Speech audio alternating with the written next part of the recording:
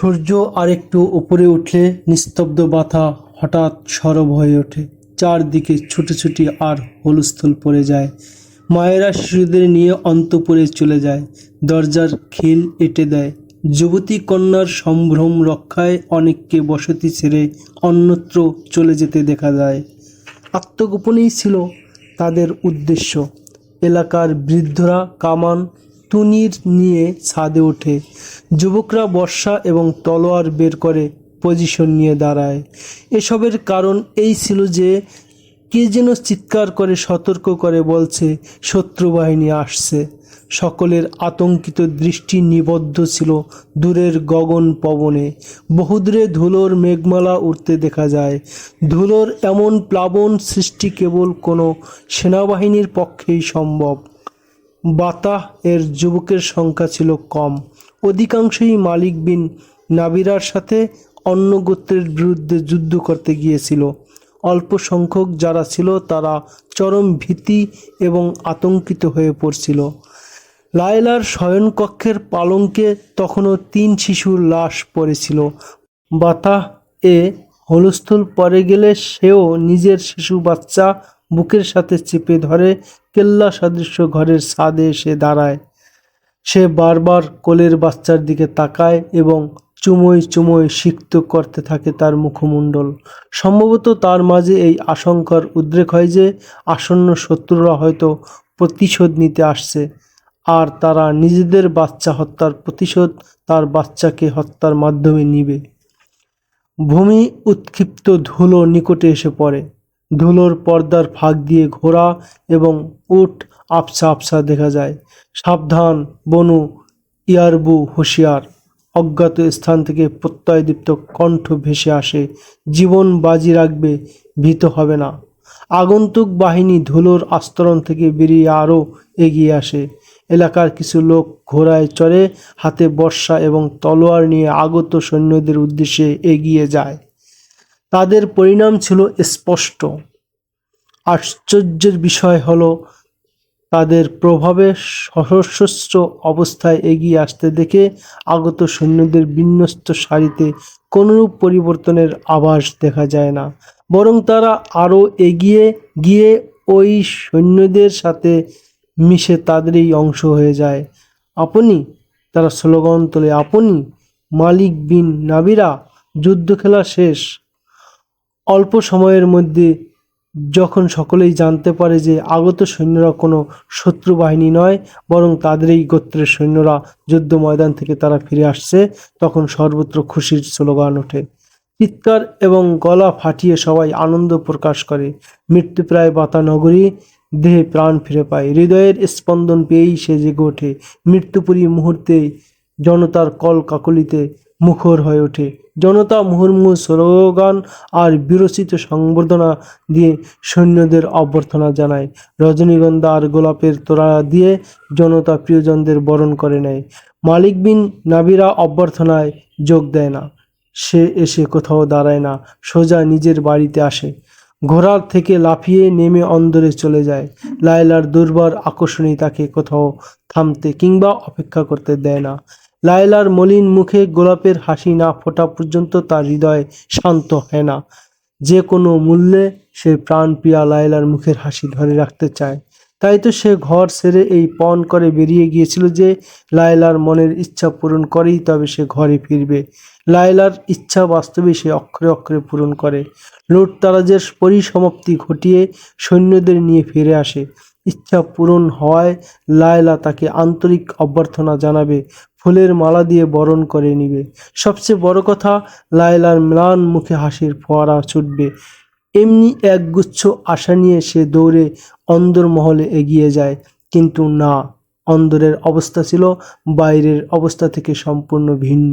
বাইরে আনন্দের জোয়ার উঠলেও ভিতরে তখন ভাটা চলছিল। অন্দরমহল ছিল থমথমে, নির্বাক, নিস্পন্দন। লায়লা আঙ্গিনার এক কোণে দাঁড়িয়েছিল। তার আকর্ষণীয় চেহারায় পূর্বের সেই উদাসীনতার ছাপ তখনও বিদ্যমান ছিল। তার ওই হরিণটানা আঁখি এবং কাজল তোলা চোখ বুজা বুজা ছিল, যার একটি পলকের ইশারায় গোত্রের শত শত যুবক জীবন উৎসর্গ করতে প্রস্তুত ছিল।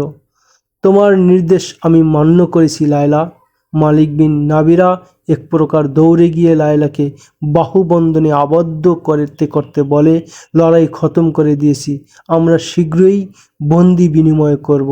সাজ্জা এর সাথে সকল সম্পর্ক ছিন্ন করেছি। এই ফুল দ্বারা চেহারার মলিনতা মুছে ফেলো।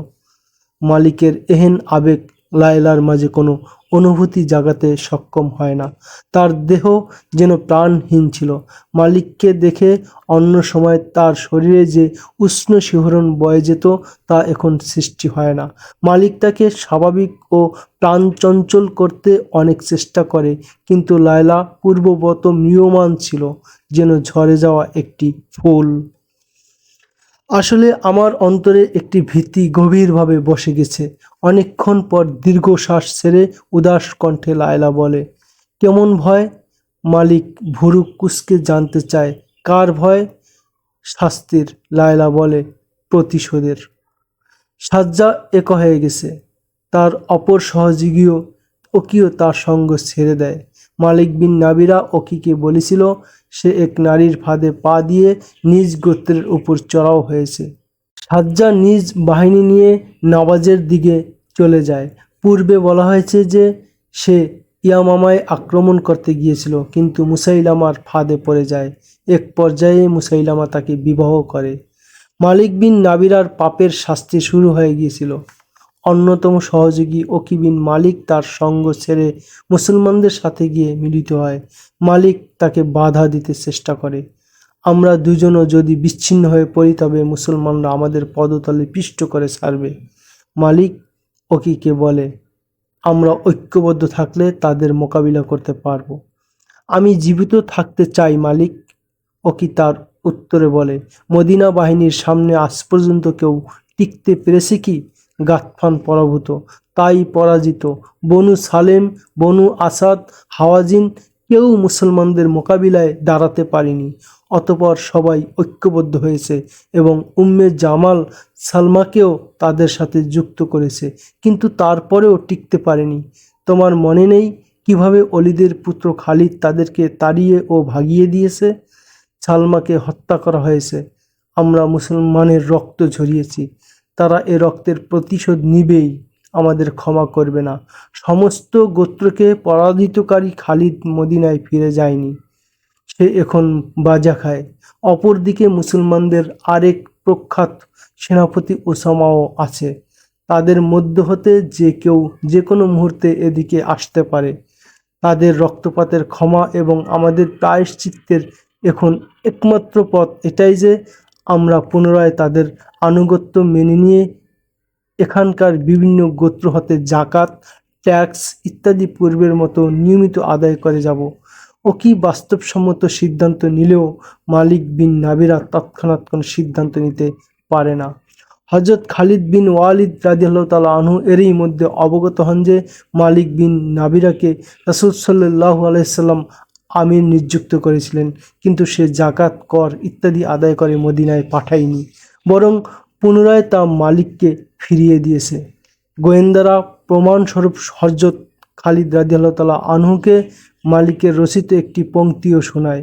এ পংক্তিতে সে রাসূল সাল্লাল্লাহু আলাইহি ওয়াসাল্লাম এর ইন্তেকালের পর নিজ গোত্রকে সম্বোধন করে বলেছিল, সবাই নিজ নিজ সম্পদ নিজেদের কাছে রাখো এবং এর জন্য কোনো ভয়ের আশঙ্কা করো না।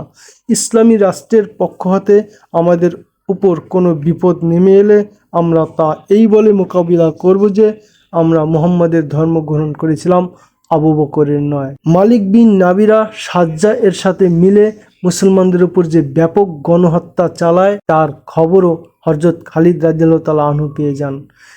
তিনি নিজ বাহিনীকে দ্রুত বাতাহ এর উদ্দেশ্যে প্রেরণ করেন। তার এ বাহিনীতে মদিনার আনসারও ছিল। তারা বাতাহের উদ্দেশ্যে সৈন্য প্রেরণের বিরোধিতা করেন।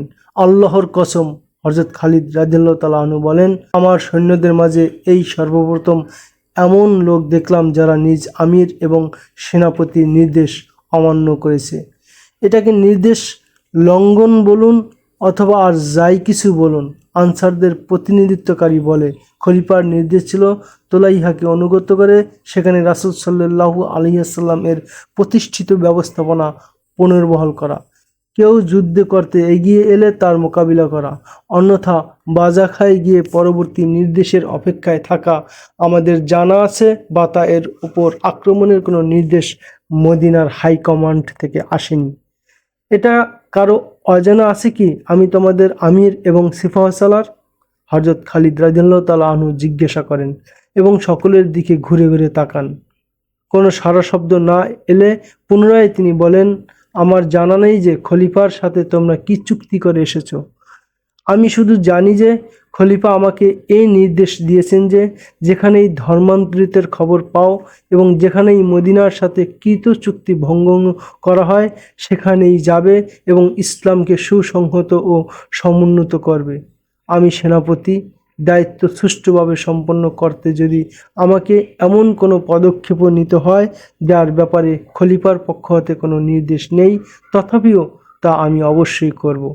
খেলাফতের পক্ষ হতে আদেশ নিষেধ আমার বরাবর আসে, তোমাদের নিকট নয়। আমরা কোনো দূত আসতে দেখিনি, জৈনিক আনসার বলে। এর জবাব দেয়া আমি জরুরি মনে করি না, হযরত খালিদ রাদিয়াল্লাহু তাআলা আনহু রাগত স্বরে বলেন। আর আমি এমন কাউকে আমার বাহিনীতে দেখতে চাই না যার অন্তরে বিন্দু মাত্র সন্দেহের অবকাশ আছে। আমি আল্লাহ তাআলার সন্তুষ্টির ভিখারি। আল্লাহর রাসূল সাল্লাল্লাহু আলাইহি ওয়াসাল্লাম এর পবিত্র আত্মার সন্তুষ্টি চাই আমি। ব্যক্তিগত সন্তোষের উদ্দেশ্য কারো থাকলে সে চলে যেতে পারে। নিজেকে যথেচ্ছা পরিতুষ্ট করো, আমার অসংখ্য মুজাহির সৈন্য রয়েছে। এছাড়া যে সমস্ত নবমুসলিম আমার সাথে আছে তাদেরকেও আমি পর্যাপ্ত মনে করি। প্রখ্যাত ঐতিহাসিক ইমাম তাবারি রহমতুল্লাহ আলাইহি লিখেন যে হযরত আবু বকর রাদিয়াল্লাহু তাআলা আনহু কর্তৃক প্রদত্ত নির্দেশমালায় এ পয়েন্টও উল্লেখ ছিল যে বনি আসাদের নেতা তোলাইহাকে শায়েস্তা করে হযরত খালিদের বাহিনী বাথা পর্যন্ত যাবে, কেননা সেখানকার আমির মালিক বিন নাবিরা জাকাত ও অন্যান্য রাজস্ব আদায় করেনি, বরং সে ইসলাম বর্জন করে তার দুশমনে পরিণত হয়েছে। ইমাম তাবারি রহমতুল্লাহ আলাইহি সহ অন্যান্য ঐতিহাসিক লেখেন, আনসাররা বাজাখায় রয়ে যায় আর হযরত খালিদ রাদিয়াল্লাহু তাআলা আনহু তাদের বাদ দিয়ে অন্যান্য সৈন্যদেরকে বাথা এ নিয়ে যান। খালিদ অনুগত বাহিনী বাজাখা অতিক্রম করে গেলে রয়ে যাওয়া আনসাররা আপোষে আলোচনায় মিলিত হয়। তারা পরিস্থিতি ও অবস্থা এভাবে বিশ্লেষণ করে যে আমরা এতদূর পর্যন্ত একসাথে ছিলাম, সম্মিলিতভাবে যুদ্ধ করেছি, এখন মাঝখানে এসে আমাদের মধ্যে বিভেদ সৃষ্টি হয়েছে।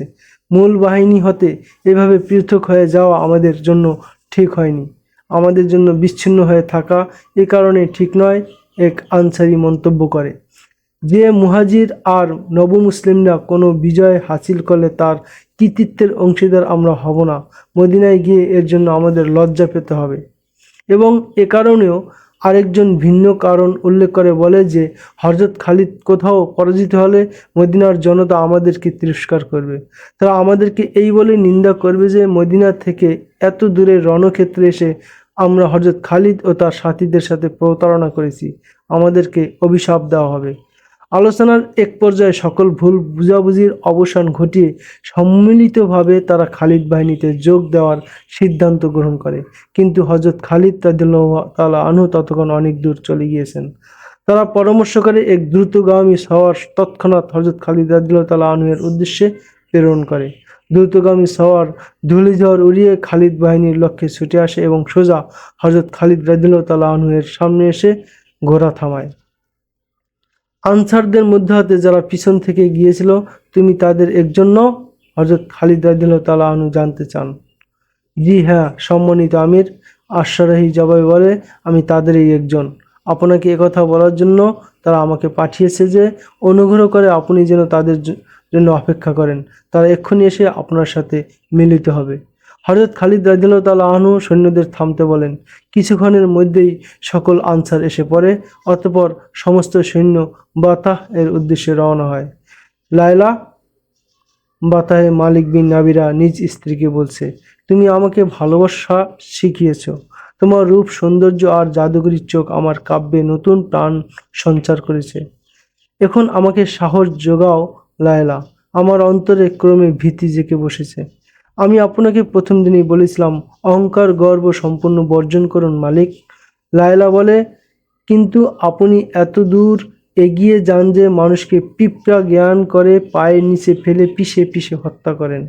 অতীতের পাপ স্মরণ করিয়ে দিও না লায়লা। মালিক আহত স্বরে বলে, পাপ আমার বিরোধ থেকে দংশন করেছে। আজ আবার কি হলো যে আপনি এত ভীত হয়ে পড়েছেন? লায়লা ব্যথায় উদ্বিগ্ন হয়ে জিজ্ঞেস করে। ব্যাপার জিজ্ঞাসা করছো লায়লা? মালিক বলে, ব্যাপার আর কিছু নয়, মৃত্যুর ভয় মাত্র। আমার অন্তর বলছে আমরা পরস্পর বিচ্ছিন্ন হতে চলছি। আমার এবং তোমার সম্পর্ক শেষ হতে যাচ্ছে। অনেক দূর দূরাস্ত পর্যন্ত আমি গোয়েন্দা ছড়িয়ে রেখেছি। আজ এক গোয়েন্দা এসেছে, সে বলেছে মুসলিম বাহিনী দ্রুত গতিতে এদিকে ছুটে আসছে। বাহিনীর এ গতি অব্যাহত থাকলে পরশু সন্ধ্যা নাগাদ তারা এখানে পৌঁছে যাবে নিশ্চিত। এতে ভয়ের কি হলো? প্রস্তুতি নাও। লায়লা বলে, গোত্রের লোকদের সমবেত করো। কেউ আমার পাশে দাঁড়াবে না, মালিক ভয় মিশ্রিত কণ্ঠে বলে। ওকি এবং সাজ্জা এর সাথে মিলে আমি নিজ গোত্রের উপর যে রক্তস্রোত বইয়ে দিয়েছিলাম তা কেউ ক্ষমা করবে না। পরে তাদের সাথে আপোষ নিষ্পত্তি করে নিলেও তাদের অন্তর ক্ষুব্ধ। আমার গোত্রের সাহায্যে কেউ এগিয়ে আসবে না। তাহলে আগে চলে যান, মুসলমানদের সেনাপতিকে গিয়ে বলুন আমি ইসলাম বর্জন করিনি। লায়লা বলে, হয়তো তিনি আপনাকে ক্ষমা করবেন। ক্ষমা করবেন না, মালিক বলে, ক্ষমা করতে পারেন না। তারা এমন অপরাধীকে ক্ষমা করেন না। মালিক বিন নাবিরার উদ্বেগ ও আতঙ্ক ক্রমেই বৃদ্ধি পেতে থাকে। ইতিমধ্যে খবর এসে পৌঁছেছে যে খালিদ বাহিনী নিকটে এসে গেছে। সে তৎক্ষণাৎ গোত্রের সকলকে জমা হওয়ার নির্দেশ দেয়। বনু ইয়ারবু এর সম্মানিত জনতা, মালিক সমবেত জনতার উদ্দেশ্যে বলে, আমাদের থেকে যে বড় ভুল হয়ে গেছে তা হলো আমরা একদা মদিনার শাসন মেনে নিয়েছিলাম এবং পরে আবার তা থেকে মুখ ফিরিয়ে নিয়েছি। তারা আমাদের সামনে নয়া ধর্মমত পেশ করলে আমরা তা মেনে নিয়ে পরে আবার অবদ্ধ হয়ে যাই। তারা আসছে, সকলে নিজ নিজ ঘরে চলে যাও এবং ঘরের দরজা বন্ধ করে রাখো। এতে প্রমাণ হবে যে তোমরা তাদের বিরুদ্ধে অস্ত্র ধারণ করনি।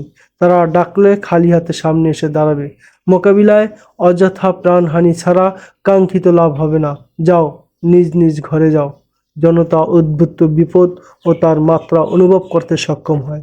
ফলে মোকাবিলার পক্ষে কেউ টু শব্দ করে না। মাথা ঝুঁকিয়ে সকলে নিজ নিজ ঘরের উদ্দেশ্যে রওনা হয়। 632 খ্রিস্টাব্দের নভেম্বর মাসের প্রথম সপ্তাহে হযরত খালিদ রাদিয়াল্লাহু তাআলা আনহু বাতা এলাকায় পৌঁছে যান। তিনি সেখানে পৌঁছেই সৈন্যদেরকে অবরোধের ভঙ্গিতে বিন্যস্ত করেন। কিন্তু অল্পক্ষণের মধ্যে বাতা তার কাছে উজাড় ভূমি বলে মনে হতে থাকে। শহরের প্রতিরক্ষায় একজনকেও এগিয়ে আসতে দেখা যায় না। এমনকি বেসামরিক কোনো লোকজনও নজরে পড়ে না। ঘরের ছাদেও কারো মাথা দেখতে পাওয়া যায় না। মালিক বিন নাবিরা নিজেকে এত চালু মনে করে যে আমাকে ফাঁদে ফেলে ঘেরাও করবে। হযরত খালিদ বাতায়ের পিনপতন নীরবতায় উদ্বিগ্ন হয়ে সহ সেনাপতিদের বলেন, অবরোধের পদ্ধতি চেঞ্জ করো এবং পিছনে সতর্ক দৃষ্টি রাখো। আমি এই বসতিতে আগুন লাগিয়ে দেব। তারা এখানেই নেই, পিছনে সরে গেছে, যেন আমরা এখানে এসে পৌঁছলে অতর্কিত পিছন থেকে এসে আক্রমণ করতে পারে। হযরত খালিদ রাদিয়াল্লাহু তাআলা আনহু পূর্ণ সতর্ক, নির্ভীক এবং রণকুশলী ছিলেন। তার পদক্ষেপ অতি দৃঢ় এবং যৌক্তিক হতো। তিনি স্বীয় বাহিনীকে দুধারি করে বিন্যস্ত করেন, যাতে পশ্চাৎ আক্রমণও রুখে দেওয়া যায় এবং শহরের অভ্যন্তর হতে একযোগে শত্রু ছুটে এলে তারও মোকাবিলা করা যায়। মুসলমানের যে ঘাটতি ছিল তা হলো সৈন্যের স্বল্পতা। মদিনা হতে অনেক দূরে থাকায় এ মুহূর্তে রিজার্ভ বাহিনী আসারও কোনো সম্ভাবনা ছিল না। মুসলিম বাহিনী ইতিমধ্যে যে সমস্ত গোত্রকে অনুগত করতে সমর্থ হয়েছিল সেই সমস্ত এলাকায় তাদের ঘাঁটি ও অবাধ অবস্থান ছিল, কিন্তু তখনও এলাকাবাসীর উপর পূর্ণ আস্থা রাখার মতো পরিস্থিতি সৃষ্টি হয় নাই। হযরত খালিদ রাদিয়াল্লাহু তাআলা আনহু এর শ্বাসরুদ্ধকর ও দক্ষ নেতৃত্ব মুষ্টিমেয় সৈন্যদের মাঝে বিজলির মতো বজ্র সৃষ্টি করে রাখত। হযরত খালিদ রাদিয়াল্লাহু তাআলা আনহু বসতির মাঝে একদল সৈন্য প্রবেশ করান, কিন্তু তাদের উপর একটিও তীর এসে পড়ে না। প্রত্যেকটি ঘরের দরজা ভেতর থেকে বন্ধ ছিল। হযরত খালিদ রাদিয়াল্লাহু তাআলা আনহু বিস্ময়কর এই নীরবতা দেখে নিজেই বসতির অভ্যন্তরে প্রবেশ করেন। মালিক বিন নাবিরা হযরত খালিদ রাদিয়াল্লাহু তাআলা আনহু কয়েকবার মালিকের নাম ধরে ডাকেন এবং বলেন, বাইরে বেরিয়ে এসো, অন্যথায় পুরো বসতিতে আগুন লাগিয়ে দেওয়া হবে। আল্লাহ আপনাকে নিরাপদে রাখুন। একটি ঘরের ছাদ থেকে জনৈক ব্যক্তির কণ্ঠস্বর ভেসে আসে। আমাদের ঘরবাড়ি পুড়িয়ে দিবেন না। আপনি যাকে ডাকছেন সে এখানে নেই। এখানে কেউ আপনার বিরুদ্ধে অস্ত্র উত্তোলন করবে না। অলিদের পুত্র, আরেক ছাদ থেকে আওয়াজ আসে, আপনি কি দেখেছেন না আমরা ঘরের দরজা লাগিয়ে আড়ালে বসে আছি? মদিনাবাসী কি জানে না যে এই আলামতের অর্থ হলো নির্ভয়ে আসো, আমরা তোমাদের বিরুদ্ধে অস্ত্র ধরব না? অবশ্যই এই ইশারা সম্পর্কে আমি অবগত। হযরত খালিদ রাদিয়াল্লাহু তাআলা আনহু বলেন, ঘরের দরজা খুলে বাইরে বেরিয়ে এসো। বাচ্চা ও মহিলাদের ইখতিয়ার, তারা চাইলে বাইরে আসতেও পারে বা আবার নাও আসতে পারে। মানুষ নিয়ম নীতি জানতো, তারা অস্ত্র ছাড়াই বাইরে বেরিয়ে আসে। মহিলা এবং বাচ্চারাও বেরিয়ে আসে। হযরত খালিদ রাদিয়াল্লাহু তাআলা আনহু সৈন্যদের তল্লাশি করতে পাঠান, যে কোনো ঘরে কোনো পুরুষ না থাকে। তিনি সৈন্যদের কঠোরভাবে নিষেধ করেন যে গৃহস্থ কোনো মাল দ্রব্যের যেন কোনোরূপ ক্ষতি না হয়, আর কারো প্রতি যেন বিন্দুমাত্র কঠোরতা না করা হয়। মালিক বিন নাবিরার কেল্লা সদৃশ্য ভবনে হযরত খালিদ রাদিয়াল্লাহু তাআলা আনহু নিজে যান। সেখানে শুধু গৃহস্থ আসবাবপত্র ইতস্তত ছিল। গৃহের অভ্যন্তরে বলছিল, গৃহস্থ পরিবার একটু আগ থেকেই এখান থেকে বেরিয়ে গেছে। বসতি পরিদর্শন শেষে হযরত খালিদ রাদিয়াল্লাহু তাআলা আনহু এতটুকু অনুমান করতে সক্ষম হন যে জনতাকে মুসলমানদের বিরুদ্ধে অস্ত্র ধারণ না করার পরামর্শ দিয়ে মালিক স্ত্রী লায়লাকে সাথে নিয়ে পালিয়ে গেছে। যারা তাকে যেতে দেখেছিল তারা তার গতিপথ বলে দেয়। মালিক ঘোড়ায় এবং লায়লা উটে সওয়ার ছিল বলে তারা জানায়। হযরত খালিদ রাদিয়াল্লাহু তাআলা আনহু আশেপাশের বসতিতে লোক পাঠায় এবং জনতা যে পথের খোঁজ দেয় সে পথে কয়েকজন সৈন্য প্রেরণ করে। এটা ছিল মরুপথ। উট এবং ঘোড়ার পদচিহ্ন খুব স্পষ্ট ছিল। বিরতিহীন পদচিহ্ন সৈন্যদেরকে একটি বসতিতে নিয়ে যায়। এটা ছিল বনু তামিমের একটি বসতি। শোনো বনু তামিমের বাসিন্দা, হযরত খালিদের পাঠানো লোকদের একজন উচ্চ কণ্ঠে বলে, মালিক বিন নাবিরা সহ বাতাহের কোনো লোক এখানে আশ্রয় ও আত্মগোপন করে থাকলে তাদেরকে আমাদের হাতে তুলে দাও। আমাদের তল্লাশিতে কাউকে পাওয়া গেলে পুরো বসতিতে জ্বালিয়ে ভস্ম করে দেওয়া হবে। একটু পরেই মালিক বিন নাবিরা লায়লাকে সাথে নিয়ে বেরিয়ে আসে এবং নিজেই নিজেকে হযরত খালিদ বাহিনীর হাতে সোপর্দ করে। বনু ইয়ারবু এর আরও কতিপয় নেতৃস্থানীয় লোক এখানে এসে আত্মগোপন করেছিল। তারাও মালিকের অনুসরণ করে আত্মসমর্পণ করে। সৈন্যরা মালিক সহ সবাইকে বাতায়ে নিয়ে আসে। লায়লাও মালিকের সাথে ছিল। মালিক বিন নাবিরা হযরত খালিদ রাদিয়াল্লাহু তাআলা আনহু মালিককে সামনে ডেকে নিয়ে জিজ্ঞাসা করেন, এটা কি সত্য নয় যে তুমি জাকাত, কর ইত্যাদি উঠিয়ে মদিনায় প্রেরণের পরিবর্তে আবার লোকদের ফিরিয়ে দিয়েছিলে? মুসলমানদের মোকাবিলা না করার পরামর্শ দিয়ে আমি এখান থেকে বেরিয়ে গিয়েছিলাম। মালিক বিন নাবিরা জবাবে বলে, আমি তাদের একথাও বলেছিলাম যে তোমরা মুসলমান হয়ে যাও এবং জাকাত আদায় করো। আর তোমার নিজের আত্মগোপনের কারণ এই যে তুমি ইসলাম থেকে বেরিয়ে গিয়েছিলে। হযরত খালিদ রাদিয়াল্লাহু তাআলা আনহু বলেন, এবং তুমি ইসলাম থেকে দূরেই থাকতে চাও। তুমি কবিতার মাধ্যমে মানুষকে বলেছিলে তারা যেন জাকাত কর না দেয়, আর তুমি নিজেও ইসলামী হুকুমতের বিরুদ্ধাচরণ করে লোকদেরকে বিরুদ্ধাচরণ করতে প্ররোচিত করেছিলে। হ্যাঁ অলিদের পুত্র, মালিক বলে, আমি এতদিন বিরুদ্ধাচরণ করেছি ঠিকই, কিন্তু এখন আমি তাদেরকে ইসলামী হুকুমতের বিরুদ্ধাচরণ করা হতে নিষেধ করেছি। তুমি সাজ্জায়ের মিথ্যা নবুয়তকে স্বীকৃতি দিয়েছিলে। হযরত খালিদ রাদিয়াল্লাহু তাআলা আনহু বলেন, এবং তার সাথে মিলে জনতার প্রাণনাশ এবং তাদের অর্থ সম্পদ লুণ্ঠন করেছ, আর মুসলমানদের উপর চালিয়েছ ব্যাপক হত্যাযজ্ঞ। মালিক মাথা ঝুঁকিয়ে নিজের অপরাধ স্বীকার করে। এতগুলো অপরাধের পর তোমাকে হত্যা না করার কোনো কারণ আছে কি? হযরত খালিদ ক্রুদ্ধ কণ্ঠে জানতে চান। আমার বিশ্বাস আমাকে হত্যার কোনো নির্দেশ খলিফা আপনাকে দেননি, মালিক বিন নাবিরা বলে। খোদার কসম, হযরত খালিদ বলেন, আমি তোমাকে বেঁচে থাকতে দিতে পারি না। মালিক বিন নাবিরা সামনে এলে হযরত খালিদ রাদিয়াল্লাহু তাআলা আনহু এর চোখের সামনে ভেসে আসে ওই উজাড় বসতি যা মালিক এবং সাজ্জা মিলে ধ্বংস করে দিয়েছিল। মালিকের প্রতি হযরত খালিদ রাদিয়াল্লাহু তাআলা আনহু এর ভীষণ ক্ষিপ্ত ছিলেন। তার অপরাধগুলোর প্রত্যেকটি ছিল জঘন্য ও ক্ষমাহীন। হযরত খালিদ রাদিয়াল্লাহু তাআলা আনহু অনেক দূরে ছিলেন। তিনি সেখান হতে অযথা বাধায় ছুটে আসেননি। তার কাছে রীতিমতো গোয়েন্দা রিপোর্ট পৌঁছতে থাকে। মালিক যে অত্যন্ত জঘন্য ও নৃশংস পন্থায় মুসলমানদের হত্যা ও ধ্বংস করে, তিনি তা ভালোভাবেই জানতেন। তাকে এবং তার সাথে যারা আত্মগোপন করেছিল তাদের নিয়ে যাও এবং হত্যা করে ফেলো।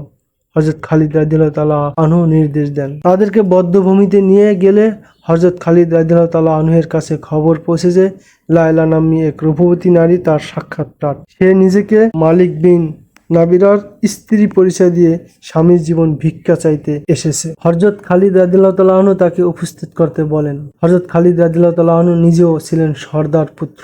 খানদানি ও শাসক পরিবারের লালিত পালিত হওয়ার দরুন তার মন মানসিকতা প্রশস্ত ছিল। উন্নত অভিরুচি, প্রফুল্ল চিত্ত এবং ফুরফুরে মেজাজের লোক ছিলেন। লায়লা তার সামনে এসে দাঁড়ালে হযরত খালিদ রাদিয়াল্লাহু তাআলা আনহু মুহূর্তকালীন নেত্রে তার দিকে চেয়ে থাকেন। লায়লা তখনও পূর্ণ যুবতী ছিল। স্বামীকে মৃত্যুর হাত থেকে বাঁচাতে এসেছে। হযরত খালিদ রাদিয়াল্লাহু তাআলা আনহু জানতে চান, এছাড়া আর কী বা উদ্দেশ্য হতে পারে আমার? লায়লা বলে, যখন সে প্রতিটি বসতিকে নিজের অধিকারভুক্ত মনে করে একের পর এক অপরাধ চর্চা করছিল, তখন যদি তুমি তাকে বাধা দিতে তাহলে আজ এভাবে বিধবা হতে হতো না। হযরত খালিদ রাদিয়াল্লাহু তাআলা আনহু বলেন, সে কি তোমাকে বলেনি তার তলোয়ার কত বধূকে বিধবা করেছে?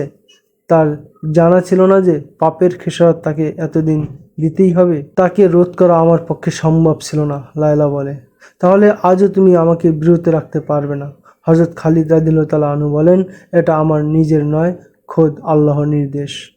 হযরত খালিদ রাদিয়াল্লাহু তাআলা আনহু লায়লার আবেদন গ্রাহ্য করে না। লায়লা হযরত খালিদ রাদিয়াল্লাহু তাআলা আনহুর সামনে থাকাকালেই খবর এসে পৌঁছে যে মালিক বিন নাবিরা এবং তার অন্যান্য সাথীদের হত্যা করে দেওয়া হয়েছে।